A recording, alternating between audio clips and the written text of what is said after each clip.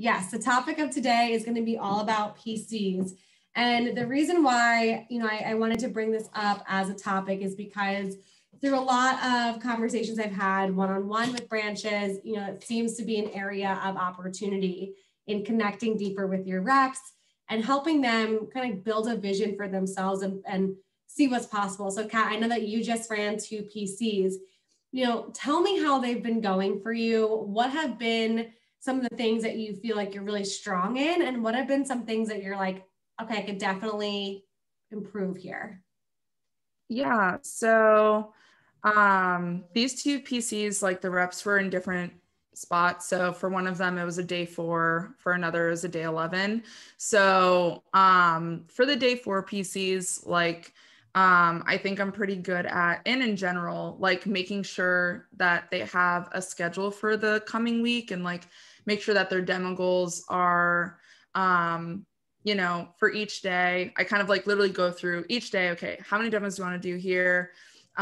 What's your phoning situation like to make sure that those demos are booked, making sure that they're all set for the team meeting, like incorporated in that.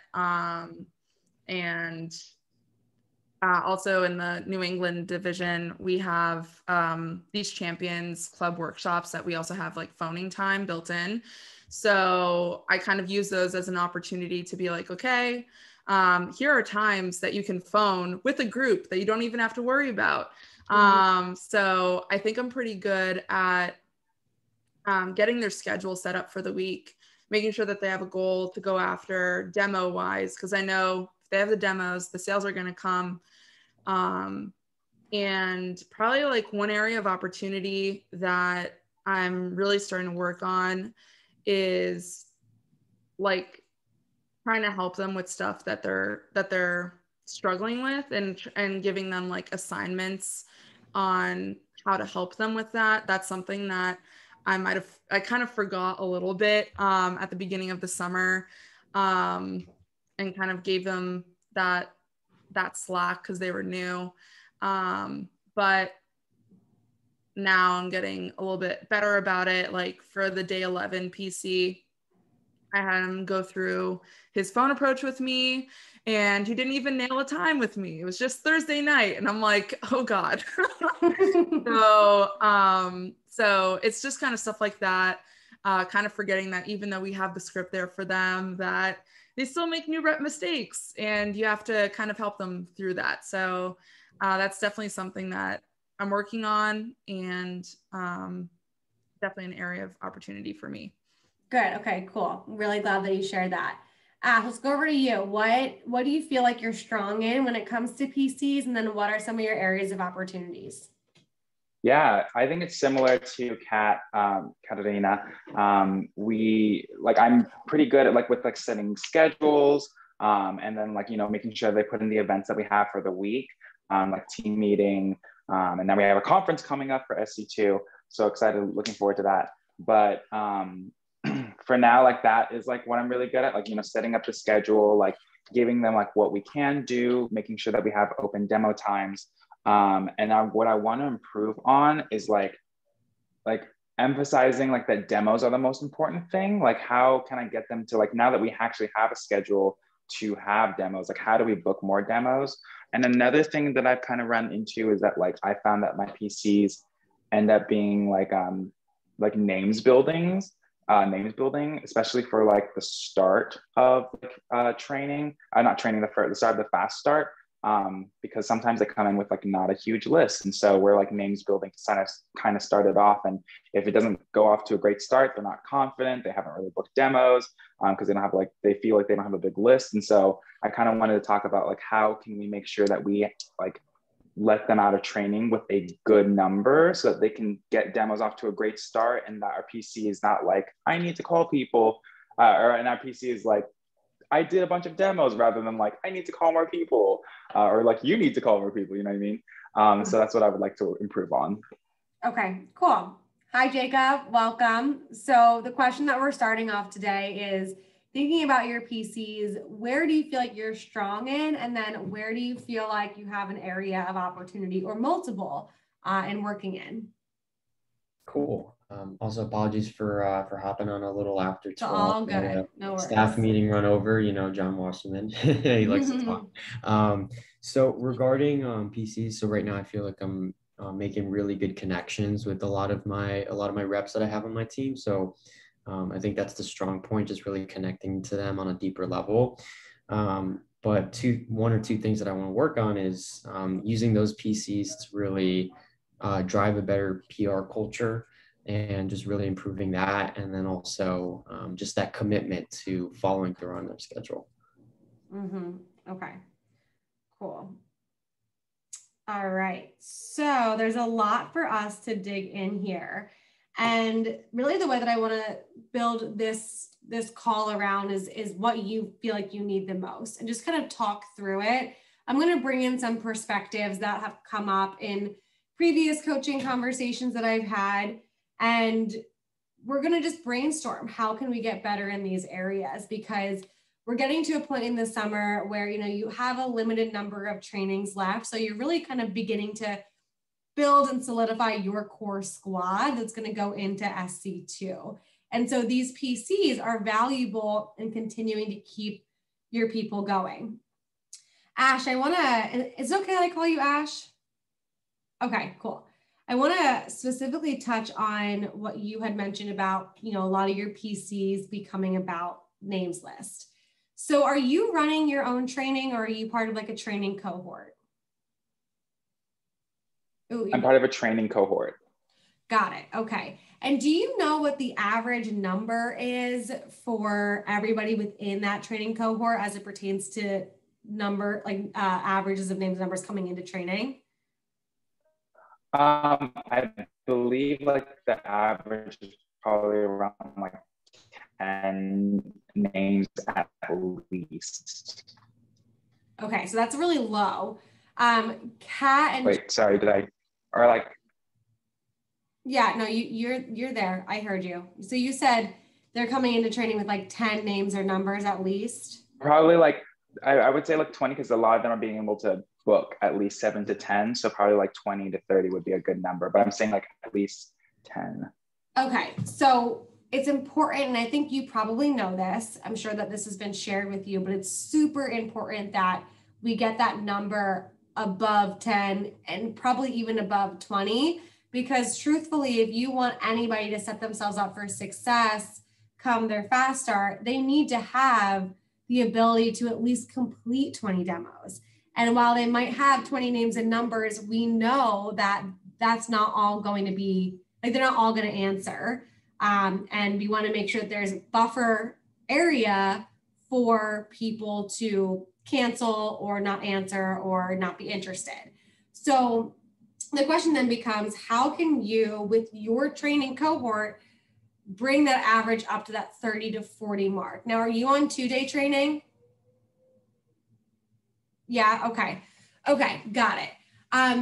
So if you're finding that there are a lot of PCs that center around the names list, there might be something where you want to host a workshop on building your names list. And I oftentimes encourage branches to look out for themes.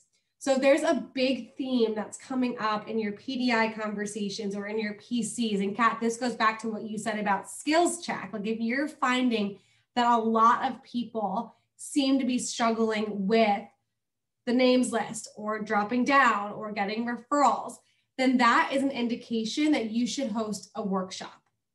So you can drive people to the workshop and then from there, give people assignments and follow up on those assignments in your PDI or your next PC. The workshops are not the end all be all as it pertains to having people get better at the job, but they do make your time more valuable, because if you're finding that you're having the same conversation over and over and over again with different reps, then consolidate your time into a workshop and then utilize the PC time to check in on how things are going specifically for that rep, right? So you utilize your PC and your PDI time to say, hey, I know that you attended the names list workshop on Monday. how many more names have you added to your list since then? And that's that level of accountability that allows you to keep the conversation going, but not, I don't want to say waste the next 20 minutes teaching the same thing, but it gives you an extra 20 minutes back to talk about other things that are important in your reps development. Does that make sense? Okay, so then Ash, going back to you specifically about this names list dilemma. And you're not the only branch, by the way, who's come up to me and said, I have a lot of reps who are struggling with the names list. Have you, what has been your approach so far to those people who come in with 10 names and numbers and they're like, I really don't know anybody? What have you helped them do, or what have you taught them? So for those people, like, to start with the demos, I just like, with the names that you have, just make sure that you are getting a demo with those people. Like if they don't answer, you can call them again, because I'm trying to emphasize that, like, even though like you might have like a small number that you say, like if you do a demo with them, then they will give you referrals, and then those referrals will build up. And if that's not working out for them, like, they're just not getting in touch with people, then I like stick with them, do like a PDI or a PC, and then we do like a names list building brainstorm. I like look at their school directory so we can look at the teachers, and then we do go from there. Cool. So I'm glad that you do the brainstorming component as well. And it's something that they can work on their list, call through their list and book those demos while simultaneously building their list. I would caution you from waiting until they've depleted their list to then have a brainstorming conversation, because the energy they then come to the brainstorming conversation is that of scarcity, because they have to brainstorm, versus doing it simultaneously where it's like, hey, let's call through your list while also adding to it. So here are a couple of ideas to add to your list, because I'd rather have somebody have a list of 10 people that they're going to call, but then turn that list into 20 and they're going to call that list, versus calling through their 10 people, nobody answers, nobody helps them out, it feels not super great, and then them having their backs against the wall and being like, I'm not really sure this is for me, and it just becomes a different conversation. Does that make sense? Okay. That makes a lot of sense. Yeah. Cool. So a couple of additional ideas that I've been sharing with branches. Number one, the sticky note approach. Do you know the sticky note approach? So I know the Northeast region knows it.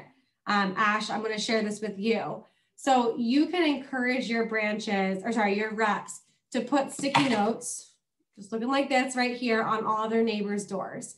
And the sticky note says, hey neighbor, this is Shelby at 201, blah, blah, blah.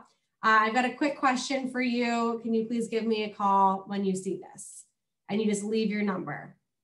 And we've had reps who have been able to really get into their neighborhood using the sticky note approach, because it gives them an opportunity to get connected to neighbors they wouldn't normally know.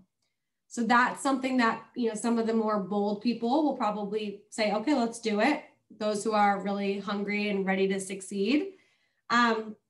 The second thing to think about is oftentimes the people on their list know other people who would be considered warm leads.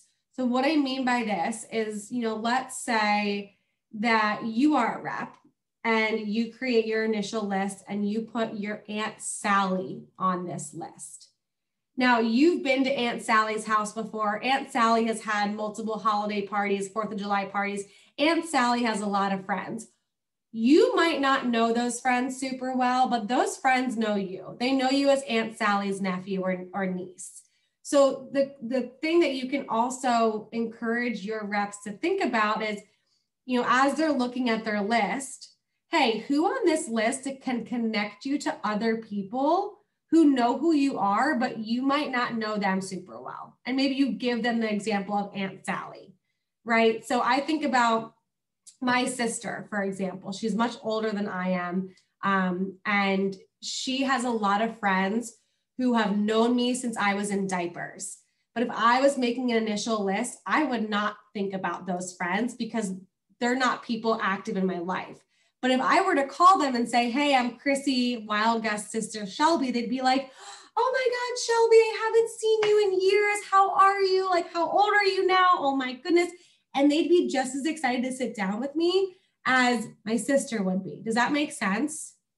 So that's another way to help your reps expand their thinking, because there are plenty of people on that list who can connect them to other people who would recognize their name if they were to call. So they're not quite referrals who are like, hey, I know my name doesn't ring a bell. And they're not quite like their aunts, their uncles, their neighbors, but there's somewhere in between that they could call them in that fast start and still be well received. All of that making sense? What questions do you have about that process, or do you feel like you got it? Yeah, so with that process, is this like with those people, do they have to do a demo with them and then get referrals from them? Or do you mean just a sense of like, hey, aunt, like I'm working this new job, working towards a scholarship, like I just need some people to give a call. I know you have a great resource. Like how is the approach? I would definitely try to get the demo first. Yeah. Right, like the demo first is going to be really valuable. And then when they're going for referrals, have them go in with the mindset of, hey, can you introduce me to like some of your friends who I know I've met like at holiday parties, remember who they are right now. Like just giving them that extra question to ask when it comes time for referrals. Got it. So just got it. That makes sense. Yeah. Okay, another idea to help your reps revitalize their names list. And I know that we're sticking a lot on the names list, but I know that this is an area that a lot of reps could probably use some help with. It's really valuable to go back to your previous customers. So if you think about your reps, maybe they had a really good first weekend. They saw the people on their names list and now they're struggling to book demos in that first week. Have them call their past customers back when their customers get their Cutco. So it might not necessarily work like, you know, if they had a good first weekend, calling back on Monday probably wouldn't work, but maybe waiting until like Thursday, Friday, Saturday, when you know that they've gotten their Cutco, calling those customers back and doing a quality check-in. Has anyone ever heard of this process before? Okay, so the quality check-in call would be, hey, Mrs. Jones, this is Shelby, your Cutco girl. It's one to call in and check up. I know that you just got your knives delivered. What do you think? Like, how are they? How sharp are they? Are you excited about them? Like just building up Cutco again. Like now they've finally used their knives. They know how good they are. Mrs. Jones is gonna be like, oh my gosh, they're so pretty. They just feel so nice in my hand. They're so sharp. Okay, awesome. I'm so glad to hear that. You know, I just wanted to call and check in to make sure that everything was delivered as it should be. And I did have one last question for you. I know that I mentioned this during the demo, but the only way that I can really, you know, continue building my business with Cutco is through referrals. I know that you referred me to a few people already, but now that you've gotten your Cutco, you've seen how it works, I wanted to check in and see if there was anybody else that I need to be talking to about Cutco who you know would just absolutely love to meet me and to hear more about these knives. So again, going back once your customer has actually gotten the knives, or once your reps customers have actually gotten the knives, can be another way to just add a few extra leads if they were struggling on the front end of their fast start. So that's another idea that you can share. But again, these would be part of like a names list workshop, or, you know, again, like as you're checking in with people, if they're struggling to build their list again, after you've done the workshop, you can give these additional ideas. Okay, so then let's talk about Jacob. You said driving commitment. So tell me more about that. Do you feel like so you said making good connections. How is your scheduling portion of your PCs? It's good. I feel like they're pretty, one thing from our last call I really like worked on a lot more is the communication aspect. So I feel like they're pretty clear on what schedule they want to go by, but it's just more of a matter of, you know, I don't want to feel like I'm constantly harping on them to do it. and trying to find that sense of motivation for them. So just for them, just following up with the schedule that we made is what I'm trying to say. Great. Okay. Now, have you asked the question of how can I hold you accountable to this schedule? Yeah, I have after we had that call. I think the problem with that is that I just haven't been getting a clear answer. What I mean by that is that they're not really telling me how to. They're just like, oh, just check in on me. That's pretty much it. So that's the big struggle I've been running into. Cool. So this is going to launch us into the conversation about what it means to be a coach versus a cheerleader. Mm-hmm. And I know Jacob and Kat, you've probably heard this from Earl Kelly. This is a quote from him directly. In that moment, you are going to be a coach. And so, Jacob, you mentioned the connection is great. That's cool, but you need to be a coach first. And so what I mean by this is a coach might say, hey, I know that you got these workouts. How can I hold you accountable to it? The player might say, just check in on me. And the coach say, okay, that's not enough. Let's actually make a plan together of how we're going to accomplish this goal that you've set out to achieve. And in that moment, the coach is asking specific questions. Hey, are you the kind of person that responds best to text or responds best to calls? Oh, you respond best to text. Okay, great. So if I were to text you in the morning before the phone jam, would that work for you? Yes. Okay, cool. Now, what should I do, or how should I react if you don't respond back to me? Like, what's the next step here? So the coach is really making sure that you've got all angles covered when it comes to digging in with your reps and getting an accountability plan. It's one thing to say, how can I hold you accountable? And them say, well, just check in on me. It's another thing to know that checking in does not lead to actual accountability, right? That is just scratching the surface, but we need to dig a little bit deeper with our people. Okay, cool. I can check in with you, but let's talk about what that checking in looks like. Is it a phone call or is it a text? Which would you prefer? Oh, you prefer a text. Okay, great. Now here's the thing I know about text messages. They're easy, they're quick, they're fun, but they can also be ignored. So can phone calls. So as your coach, how should I respond if you start ignoring my text messages? It's a question that you can ask them. Or you can say, are you the kind of person that needs 3 texts a day, morning, midday, night? Or are you like, I'm good with 1 text in the morning, reminding me of like what needs to get done today? Oh, you want just 1 text in the morning? Okay, cool. Now, how do I know that you've seen this text message? Is it like a response back? Do you want to send me a funny GIF? Like, let's get on the same page about how you're going to let me know that you've seen this all. So it is taking that approach of a little bit more like, I don't want to say the word micromanaging, but the truth is like you do have to dig in and like get that plan nailed down. So Jacob, even if they're just giving you kind of like a, well, I don't know, just then you want to take that next step and say, okay, what does that look like? Is that a phone call? Is that a text message? How do I know you're seeing what I'm reaching out to you about? Let's talk about our communication together. And that should be helpful in getting a more robust conversation and a better agreement moving forward as to how you can best work with them. What are your thoughts on that, Jacob? Yeah, I love that. I think it gets into the more nitty gritty of it. I personally, don't really like to micromanage, but at the same time, it's like, you gotta kind of find that method that really works for them and really get down in there. So I think that's really good. I'm definitely going to start implementing that. Yeah. And I think, I don't think many people like to be micromanaged, but micromanagement is a good starting point of freedom. And what I mean by this is oftentimes people need to be micromanaged on the front end to get the systems and the accountability and the self-confidence down to a point where they don't necessarily need to be checked in all the time because they got it down, they figured it out, they know how to do it, they're in a groove. But in that first couple of days, first week or so, like that additional conversation, that additional like, hey, let me text you and follow up with you and make sure that you're doing what you said that you're going to do, that's going to be helpful in getting them into that momentum that eventually leads them to being self-sufficient. So it's not an end all be all management process. It is just the starting point to get them to a place where they can actually operate from a self-sufficient area. Make sense?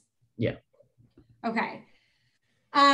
Something else that I wanted to mention on that note is, and Kat, you said this was an area of this was a plus point for you. We get the schedule, we get the number of demos they want to do. Then the next question is, okay, when are you going to phone for those demos, right? And that question is just as important, if not more important, than how many demos are you going to do? Because someone can tell you, oh, I want to do 10 demos, but if they don't have the phone time to book up those demos, then those demos mean nothing, right? So then you have to figure out, okay, are they coming to the phone jam events that we already have? And I love, Kat, how you have so many of these different phone jam opportunities, or are they phoning from home if they're only coming to one phone jam per week? Because if we know that most phone jams, people are probably booking up 2 to 3 demos. So I would say for every 3 demos someone wants to complete in a week, they need to attend at least one phone jam. So if someone wants to do 10 demos for the week, they need to be at least 3 phone jams. And so that's up to you to help them schedule that and then hold them accountable to that. So by a show of hands, how many of you feel like you're doing a good job of holding them accountable to actually phoning and creating the demos? Raise your hand if you feel like you're good at that. No, okay. I find that most people feel like they're struggling with this. Do you write down when your reps are supposed to be phoning? Jacob, you do. Okay. Like on their own, or if they're supposed to be on a phone jam? Both. I know I write down if they're planning to come to a phone jam, but I don't write it down if like the times that they're planning to do it by themselves. Okay. So the great part about having them signed up for phone jams that you're running is that you get to see, are they on? Are they phoning? What's their stats? And those are much easier to manage in that moment, because if they're not there, then that leads you to a text message of, hey man, hey, you don't say hey man, but like, hey Ash, I know that you said that you were coming to our phone jam. Where are you? Whatever. So that's a whole different conversation. But when you have people who are phoning on their own because they can't make the office phone jams, my suggestion to you would be to write down when they're phoning and text them before and after. Hey Jacob, I know that you had mentioned that you're going to be phoning today at 6 p.m. It's 5:55. Wanted to check in, just say good luck. Please update me how it went afterwards. And maybe that's a voice memo that you send or a text message. Jacob, are you doing that currently? Yeah, either a voice memo or a call. Those are the 2 things I usually do. Cool. And so then where do you feel like the disconnect is? Are they just not phoning in that moment? Yeah, it just the action. Yeah. Okay, again, so then going back to the PC itself, when you have that conversation of, hey, so we've got your demos in the schedule, we've got your phone time in the schedule, how can I hold you accountable to this? Is it a phone call? Is it a text message? Getting that communication strategy figured out with each of your reps is valuable. So Jacob, if I was your manager and we looked at your schedule and you had 2 phone times in your schedule that were on your own, I would say, okay, let's take a look at these specific phone times. Do they work for you? Like 100% they work for you. Yes? Okay, cool. Is there anything that might pop up that would prohibit you from making the most of these phone times? Like your mom's not going to come in and say it's dinner time. Like your girlfriend's not going to call you and say, let's go on a date. Like there's literally nothing that's going to prohibit you from phoning, right? Mm-hmm. Okay, cool. So because you are phoning on your own, and I often know that phoning on your own can be one of those things that is really easy to push off. Like I'm guilty of it myself. How can I hold you accountable to actually phoning on your own? And then that becomes a conversation. And if they're like, well, I'm not really sure, like, what do you mean? Like I would say, okay, well, here's what I would normally do. I would text you before and I would say, hey, you're getting ready for your phone jam. What questions do you have? Like, good luck. And I would expect that you respond back saying, ready to go. Or at least, liking the text or whatever. And then after the phone time, I expect you sharing with me like what your stats are.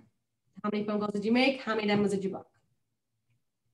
So that's one conversation that you can have with the rep.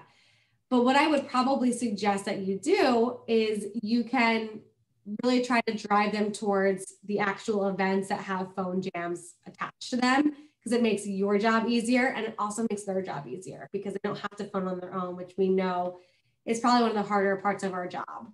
So driving them towards those events that we have phone jams and kind of using the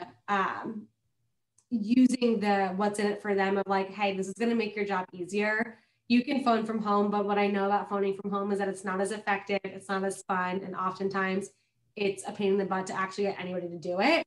So rather than having to kind of drag you along, let's just get you into one of our weekly phone jams. Okay, so that's just something to think about as it pertains to driving the actual phoning. If you're still having trouble with this, I think it then becomes a question of, hey, why, like, what scares you about phone time? Because that's usually why people procrastinate on something, is because they're afraid of it, right? So part of a PC is kind of, again, putting that coach hat on and saying, hey, like, why aren't you doing this? A coach, if you were in the weight room, a coach, and you were afraid to do this one exercise, a coach would say, hey, what about this exercise scares you? Same thing when it comes to phone time. Hey, what about the phone scares you? And that gives you an opportunity to handle that objection or handle that fear, pop that fear bubble.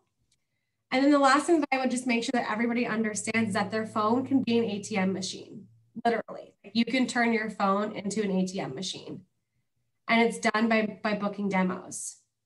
So your phone calls lead to appointments, which lead to actual demos completed, which lead to sales, which lead to money. But it starts with your phone. So your phone can literally be an ATM machine. So if you haven't yet given them that analogy, try helping them understand how it starts with their phone and it ends with their paycheck. So that way you build that connection between the two. I think that was part of what Ash, you had brought up as like area of opportunity, is emphasizing that demos are the most important things. Again, it's helping people see that like, this is the job. It's not just coming to team meetings and being part of a team. It's doing the demos, making those phone calls. I'm going to pause for a second. What questions are coming up? Is this giving you some things to think about? Do you feel like this is helpful to some extent? Am I going too fast? Is it too high level? Like where are you guys here so far? This is awesome. I'm taking down so many things because I know I've struggled for my whole time in management, trying to find the balance of being a coach versus a cheerleader and finding like how to hold people accountable.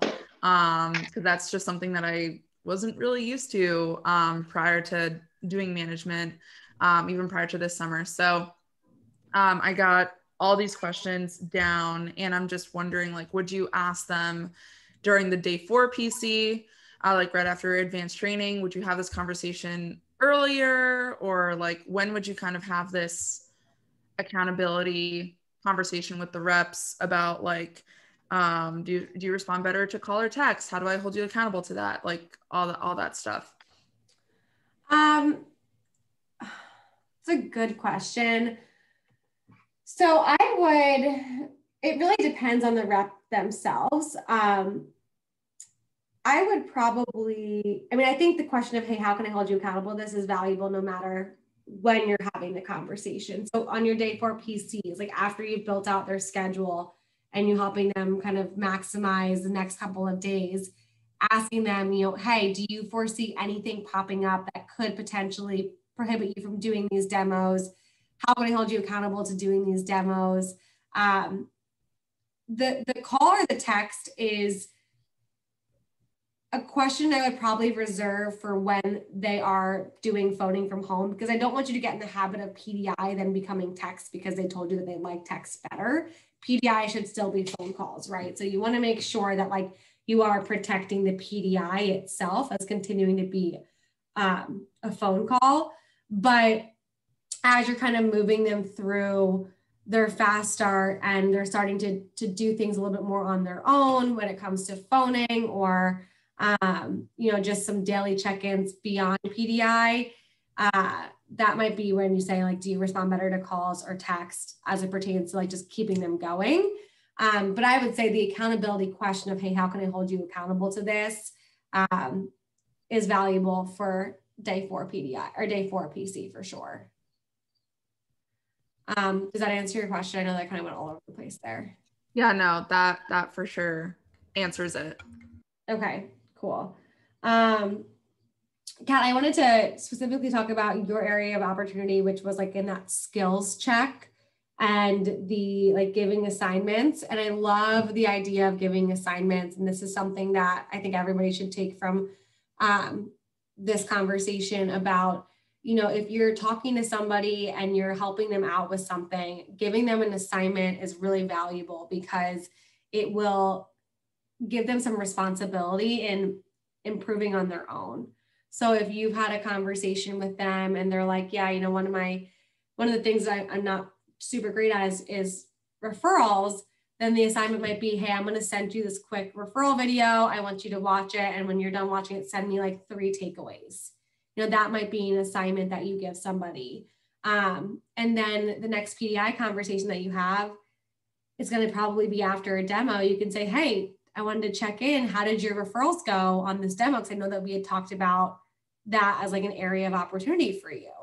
And so the importance behind giving people assignments is not just giving them the assignment, but it's actually having them give you the debrief and then checking in to see how their progress is.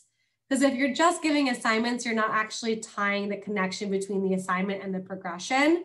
And so you want to make sure that you are checking in on the progression itself. Are they actually getting better? Are they taking this seriously? And are they taking the responsibility that you'd want to see them take in getting better on their own, which it has to do with watching the video that you sent them. Does that make sense? Okay. What other questions do you guys have around PCs and just, you know, getting your people to stay committed or stay consistent? I know that this has been an area that a lot have struggled with this year. And there's a lot of external factors that probably aren't really in your control right now, but I can imagine it's frustrating at times when you've got reps who have promised and then for whatever reason they drop out or they're not consistent or they're kind of just messing around and not really doing the job. So what questions or maybe like the frustrations that you're running into that we can talk through together? This might be like, I don't know, it might be too far, but like, at which point are you as the manager, like you are not doing what you need to be doing? And we've had conversations and talked about this, like, I don't know if this is right for the both of us. Like how I know that it's not just me, not, you know, not helping them, or if it's like really them, like, does it ever get to that point in the conversation? And if so, how do you have that conversation? Yeah, it's a great question. And there's definitely points where you need to have that conversation, but you do have to ask yourself, like, do I have standards? Have I relayed these standards? And have I given everybody the opportunity to live up to those standards? So I think about some common standards that we see in the vector world. One of the standards being, if you know, for every 3 demos that you want to book, that's 1 phone jam that you have to attend or 1 phone jam that you have to do. So are these people actually doing the phone jams or showing up to the phone jams? So that's one standard, that's a common one. Another standard is, you know, if you go 0 for 4, you're going field training with someone.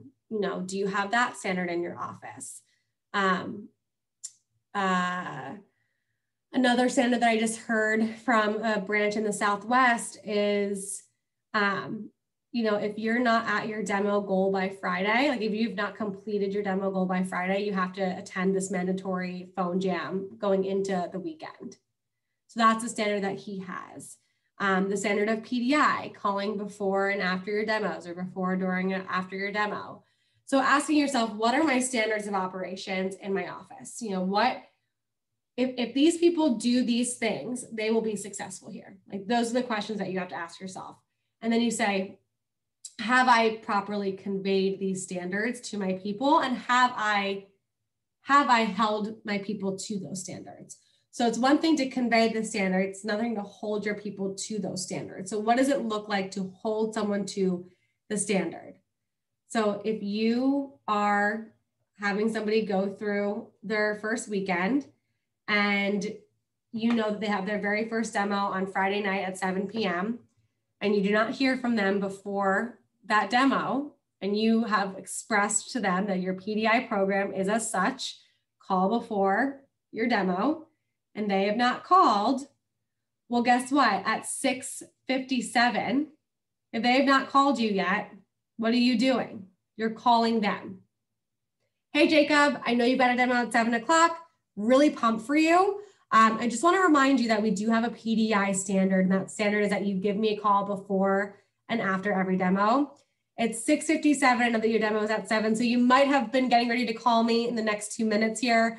But I just wanted to reiterate that it's super important that you give me a call before the demo and after the demo. So I'll be waiting for your call after this demo, but just want to remind you, like, PDI is the most important thing for your success here. So can I expect to hear back from you after your 7 o'clock demo? Cool. Okay, great. Well, I'll talk to you around 8 o'clock. Bye. And so that's, you know, that's how you hold that standard, right? The second standard is, again, like, if you know that someone's trying to do 10 demos that first weekend and they don't have all those demos booked leaving training, are they coming in that Saturday for a phone jam? Or when is that next phone jam in their schedule? And how are you checking in that they're actually doing that phone jam? If they go 0 for 4, are you actually having the conversation with them of, hey, you've gone 0 for 4, not a big deal, but our standard in the office is when you do that, we send you field training. So before you do any of your other demos, I'm going to put you field training with this particular rep or whatever it might be. So again, you want to make sure that you have your standards, and then you are doing your part in holding them to those standards. Now, these standards should not be anything that is tied to results other than maybe that 0 out of 4 demos. But it's not like, hey, if they didn't sell $1,000 that first weekend, like that's not a fair standard. It really should be tied to the action itself. But again, making sure that you as a manager are doing your part in upholding those standards. And, you know, maybe you have a 3-strike policy or a 5-strike policy, where if somebody does not abide by the standards 3 times or 5 times, then that becomes a conversation of like, hey, you know, I've given you 3 reminders that PDI is really important, yet I still have not heard from you before or after any demos.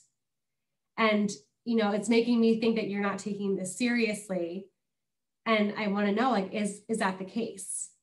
Are you not taking this seriously? And this is why I say maybe it's 3 strikes, maybe it's 5 strikes. But again, like, if you've done your part in reminding them, hey, this is the standard, I'm expecting to hear from you, and they're still not doing it, then that's when you have that conversation of like, is this something that you want to do? Because I want to help you be successful, but I can't help you if you're not willing to help yourself here.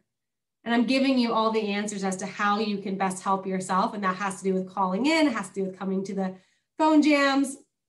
But I don't see you doing any, you're telling me you're going to do them, but then you don't actually do them. So something's up here. Like, let's talk about it. Do you want to be here, or is this just not for you? So again, like, all the advice I'm giving you guys, take parts of it that feel good to you. You don't have to take everything. And I'll remind you, like, I have not been in the field for a while. And I know that you're all facing unique challenges this year.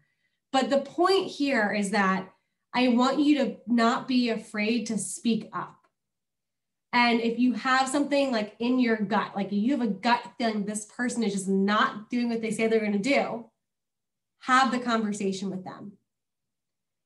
Hey, Kat, you know, I want to have a conversation with you, and So at the end of the day, like, I don't want you to think that I'm upset with you or that I'm mad at you, or that I think anything less of you. That's not the case at all. But I do want to bring something up with you that's kind of on my heart here. And I think it just will help us move forward together. And it's this sneaking suspicion I have that, like, you're just not taking this seriously. Like, is my suspicion off, or like, what's going on? You know, that might be how I would approach a difficult conversation. It might not be the same words that you would use, but the point is, guys, like, you are the manager. You are the coach. Like, you are the one that sets the standards and holds the standards. And if people are not respecting you and doing what you're asking them to do, it's not going to get any better. You know, like, if they spend their first 5 days not doing the things that you asked them to do, what makes you think they're going to turn around and all of a sudden, you know, be the best rep ever the following 5 days? So like, that first weekend, that first week is your opportunity to establish yourself as their coach. And that comes down to those types of PCs and PDI and the standards that you're upholding. And so again, you are basically setting the stage for how you two are going to work together moving forward. Does that make sense? This is tough stuff, by the way. Like, this is why we say the branch opportunity helps you grow in all areas of your life, because it does teach you how to have these types of conversations that will be valuable outside of Cutco, but just in life in general, you know, like learning how to overly communicate with somebody, or learning how to uphold standards and expectations, or learning how to have difficult conversations. So I don't expect you to take what I've shared today and all of a sudden to make this 360 shift and everything work out. But it's like, start thinking about some of these things the next time you have a conversation, you know, asking the simple question of, how can I hold you accountable, and digging a little bit deeper, you know, making sure that you're listening for themes and turning those into workshops and giving assignments and following up with those assignments, making sure that you have standards that have been relayed to your team and that you're upholding those standards, and you're doing what you can on your part, right? Like, you can do the work to, like, at least make people aware that they are upholding the standards or not. And then if they continue to not, then that becomes a conversation of like, hey, you know, I've given you plenty of opportunities to call in for PDI. You know, this is important, yet you're still not doing it. And because of that, like, I don't see you having any success right now. Like, there's a reason why you've gone 0 for 6. So I want to ask you, like, is this something that you actually want to do or not? So those are a couple of thoughts for you. In the last 5 minutes here, what questions or takeaways or comments do you have based on what we shared?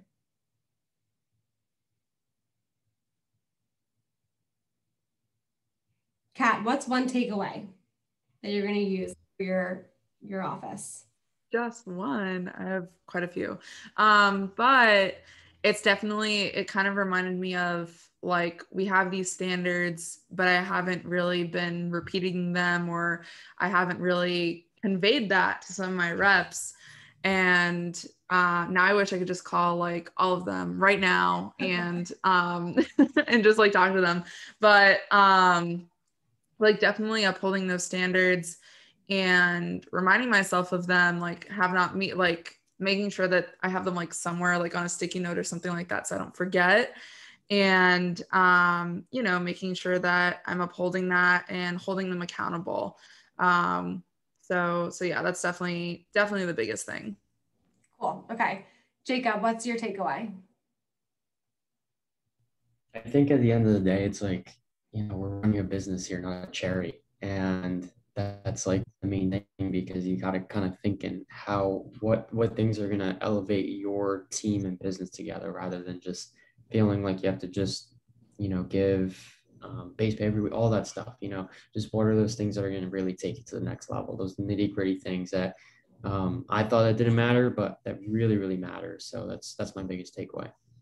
I love that you just mentioned we're running a business. You're running a business. You're not running a friendship or a community. we emphasize the connection that can be made between a rep and a manager a lot, because we've all had those types of connections, right? There's a big reason why you're all here, and part of it probably has to do with your manager believing in you and building you up and making you feel special. And that connection part, that's what's most memorable. But I'm willing to bet that your manager also kept you going in days where you wanted to quit, and your manager, held you accountable to an extent. I mean, I remember my manager, I told him I was going to go after a 15K push, and he was like, "Are you kidding me? Like, you can do much more than that." And we had built up a relationship where he could have that type of like radical, like candor with me of like, "You're thinking too small," but he had his coach hat on first. The connection came second. But if you think about like any sports, like, I don't know if did you all play sports at some point in your life? Yeah. Okay. Your coach did not spend the first practice trying to be your friend.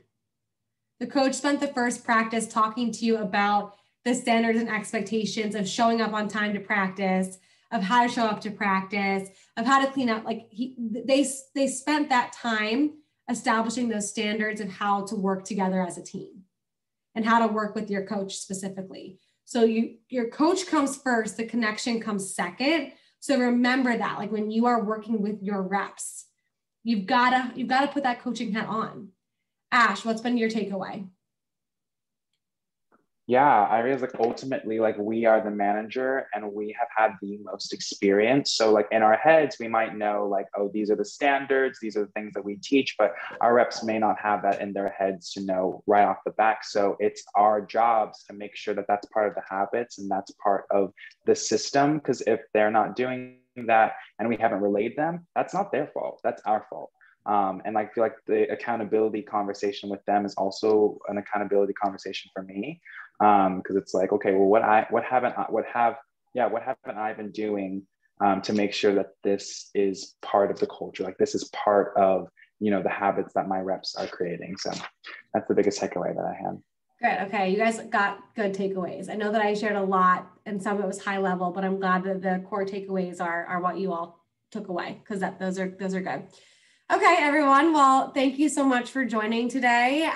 I will be on vacation next week, so there will be no office hours next week, but there will be the following week. So I'll see you all in 2 weeks if you decide to join. But if not, have a great rest of your week. And when I see you, I see you. Bye, everybody.